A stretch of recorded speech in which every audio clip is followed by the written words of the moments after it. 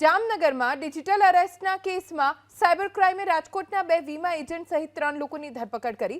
મોટી ખાવડીના મેહુલ પંજી નામના વ્યક્તિ ખાનગી કંપનીમાં નોકરી કરે છે, જેમને એનડીપીએસના કેસમાં ફસાવવાની ધમકી આપી ડિજિટલ અરેસ્ટથી 13 લાખ પડાવી લેવાયા। આરોપીઓએ પોલીસની ખોટી ઓળખ આપી। એટલું જ નહીં, સીબીઆઈ અને મુંબઈ ક્રાઇમ બ્રાન્ચના બનાવટી લેટર વોટ્સએપ પર મોકલ્યા, જે બાદ ફરિયાદીએ ગૌરવ મંગલ નામના શખ્સના બેંક એકાઉન્ટમાં રૂપિયા ટ્રાન્સફર કરાવ્યા। બાદમાં પોલીસે આ કેસમાં સાવન વણજારા, ચંદ્રેશ ભૂત અને ભરત ગોવાણીની ધરપકડ કરી।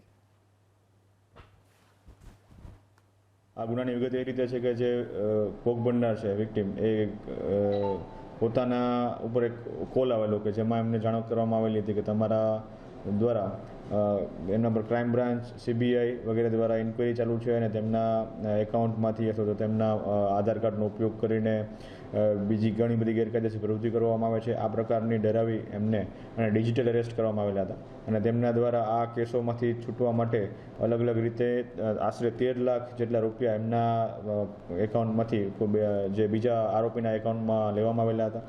આ પ્રકારનો જે ડિજિટલ સાયબરનો ફ્રોડ એમના સાથે થયેલો હતો, જે આ ગુનાના કામે સાયબર ક્રાઇમ પોલીસ સ્ટેશન દ્વારા ટેકનિકલ એનાલિસિસના આધારે 3 આરોપીની રાજકોટથી અટક કરવામાં આવેલી છે, જેમાં સાવન રસિકભાઈ વણજારા, ચંદ્રેશ સુભાષભાઈ ભૂત અને ભરત ગોવાણી